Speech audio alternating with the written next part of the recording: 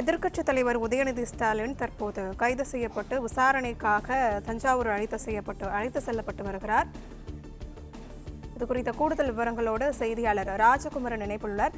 ராஜகுமரன், வணக்கம். முழுமையான விவரங்கள் என்ன பதிவு பண்ணலாம்? முதலமைச்சர் குறித்தும் நடிகை ஒருவர் குறித்தும் அவதூறாக ஆபாசமாக பேசினார் என்ற முறையில்தான் இந்த கைது நடவடிக்கை மேற்கொள்ளப்பட்டிருக்கின்றது.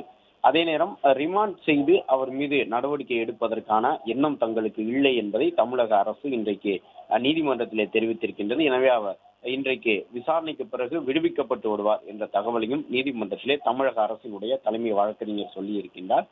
எனவே இன்று தஞ்சாவூருக்கு கிழக்கு காவல் நிலையத்திற்கு அழைத்து செல்லப்பட்டு விசாரிக்கப்பட்ட பிறகு இன்று இரவு உதயநிதி விடுவிக்கப்படுவார் என்று எதிர்பார்க்கப்படுகின்றது. அதே நேரம் நீதிமன்றத்திலே தலைமை வழக்கறிஞர் அதை குறிப்பிட்டு சொன்ன பிறகும் கூட இப்போது வரை திமுகவை சார்ந்தவர்கள் பல்வேறு நகரங்களிலும் போராட்டத்திலே ஈடுபட்டிருக்கின்றார்கள். தமிழக வெற்றி கழக அரசுக்கு எதிரான மாநிலம் தழுவிய ஒரு போராட்டமாக திமுகவினர் இன்றைக்கு இந்த போராட்டத்தை நடத்தி இருக்கின்றார்கள். திருநெல்வேலி உள்ளிட்ட இடங்களிலெல்லாம் நடைபெற்ற சாலை மறியல் போராட்டத்திலே பொதுமக்களுக்கும் திமுகவினருக்கும் இடையே வாக்குவாதம் ஏற்பட்டது.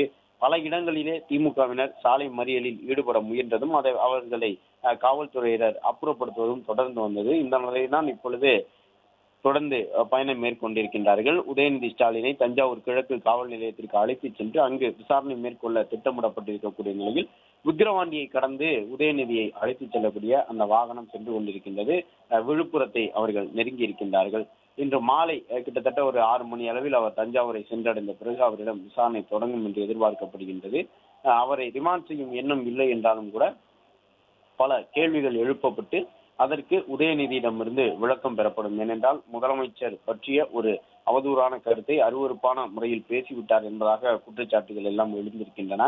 இந்த கைது நடவடிக்கை மிக விரைவாக மேற்கொள்ளப்பட்டிருக்கின்றது என்பதாக கருத்து தெரிவித்திருக்கக்கூடிய ஒரு சில அரசியல் கட்சியின் தலைவர்களும் கூட இந்த பேச்சை அவர்கள் கண்டித்திருக்கின்றார்கள். உதயநிதி ஸ்டாலின் அவ்வாறு பேசி இருக்க கூடாது என்பதாக தங்களுடைய கருத்தை சொல்லி இருக்கின்றார்கள்.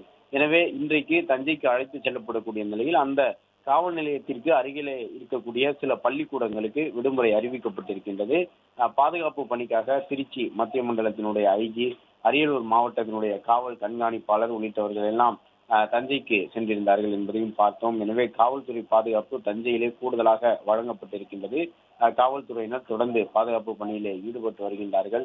விசாரணைக்கு முழு அளவில் ஒத்துழைப்பு வழங்க வேண்டும் என்று எதிர்க்கட்சி தலைவரான உதயநிதி ஸ்டாலினுக்கு அறிவுறுத்தலை நீதிமன்றமும் வழங்கி இருக்கின்றது.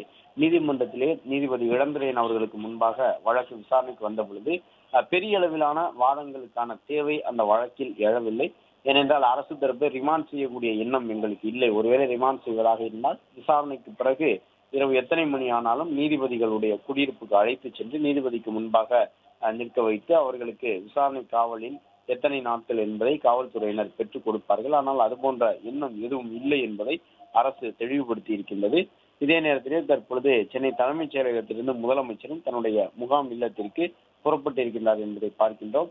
தமிழக அரசியலில் ஒரு முக்கியமான திருப்பு முனையாக உதயநிதி ஸ்டாலின் அவர்களுடைய கைது சம்பவம் இருக்கும் என்று எதிர்பார்க்கப்படுகின்றது. எனவே திமுக மற்றும் தவேக இடையிலாக தமிழக சட்டப்பேரவையிலே காரசாரமான விவாதங்கள் இடம்பெறுவதற்கான வாய்ப்புகள் இருக்கின்றன. உதயநிதி ஸ்டாலினை இன்று மாலையே விசாரணைக்கு பிறகு விடுவித்து விட வேண்டும் என்பதை நீதிமன்றமும் வலியுறுத்தி இருக்கின்றது. எனவே அதற்கு பிறகு தொடர்ந்து எதிர்க்கட்சி தலைவர் உதயநிதி ஸ்டாலினிடம் விசாரணை மேற்கொள்வதற்கான வாய்ப்புகள் குறைவாக இருக்கின்றன. தஞ்சை காவல் எல்லைக்கு உட்பட்ட பகுதியில் அந்த தஞ்சாவூர் கிழக்கு காவல் நிலைய எல்லைக்கு உட்பட்ட இடத்திலே 4 பள்ளிக்கூடங்களுக்கு இன்று விடுமுறை வழங்கப்பட்டிருக்கின்றது.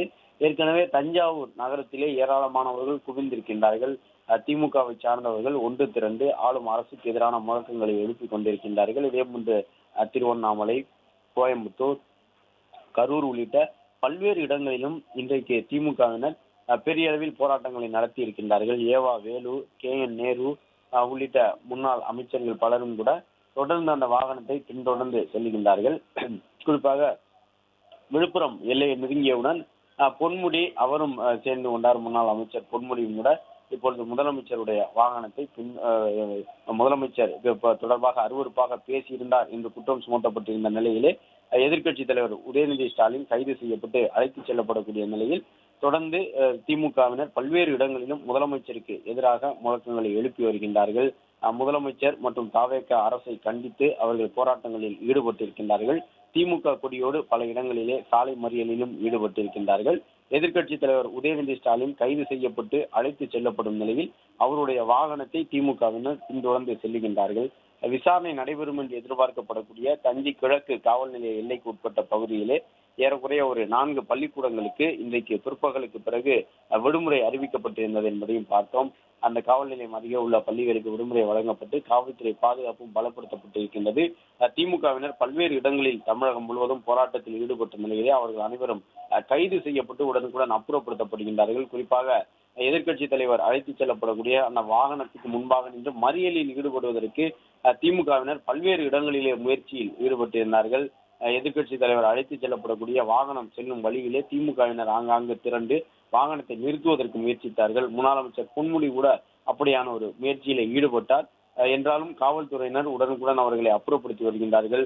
போக்குவரத்துக்கு இடையூறு ஏற்படுத்தாத வகையிலே காவல்துறையினருடைய நடவடிக்கைகள் இருக்கின்றன. பிளே ஸ்டோர் மற்றும் ஆப் ஸ்டோரில் இருந்து பாலிமர் செயலியை QR கோடு மூலம் பதிவிறக்கம் செய்யுங்கள். செய்திகளை உடனுக்குடன் பெறுங்கள்.